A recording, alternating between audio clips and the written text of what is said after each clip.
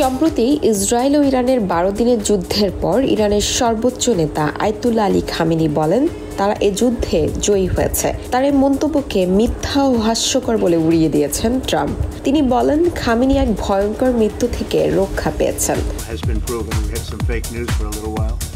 নিজের সামাজিক যোগাযোগ মাধ্যম সোশ্যাল ট্রুথে ট্রাম্প জানান ইরানের 3টি গুরুত্বপূর্ণ পারমাণবিক স্থাপনায় যুক্তরাষ্ট্র ও ইসরায়েল একসাথে হামলা চালায়। এতে ওইসব কেন্দ্র মারাত্মকভাবে ক্ষতিগ্রস্ত হয়েছে।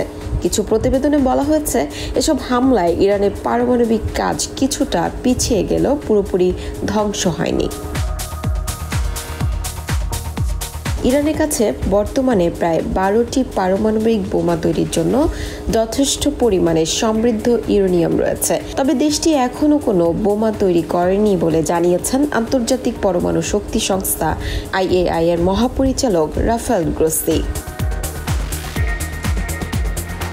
বৃহস্পতিবার ফ্রান্স ইন্টার রেডিওকে দেয়া এক সাক্ষাৎকারে গ্রোসি বলেন সম্প্রতি যুক্তরাষ্ট্র ও ইসরায়েলের বিমান হামলায় ইরানের পরমাণু সংস্থাগুলো মারাত্মকভাবে ক্ষতিগ্রস্ত হলেও সেগুলো এখনও কার্যকর রয়েছে।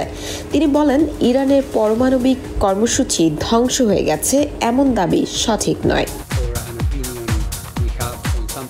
তিনি নিশ্চিত করেছেন ফর্দ ইউরেনিয়াম সমৃদ্ধকরণ কেন্দ্রে থাকা সেন্ট্রিফিউজগুলো অকেজ হয়ে গেছে, তবে অন্যান্য স্থাপনা সম্পর্কে বিস্তারিত তথ্য জানাতে রাজি হননি তিনি। এরই মধ্যেই ইরান একটি আইন পাশ করেছে যাতে বলা হয়েছে IAEA এর সঙ্গে আর সহযোগিতা করা হবে না।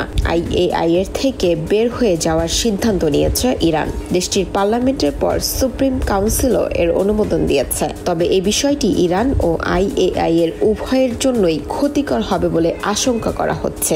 সঙ্গে এই অঞ্চলও অস্থিতিশীল হয়ে পড়তে পারে।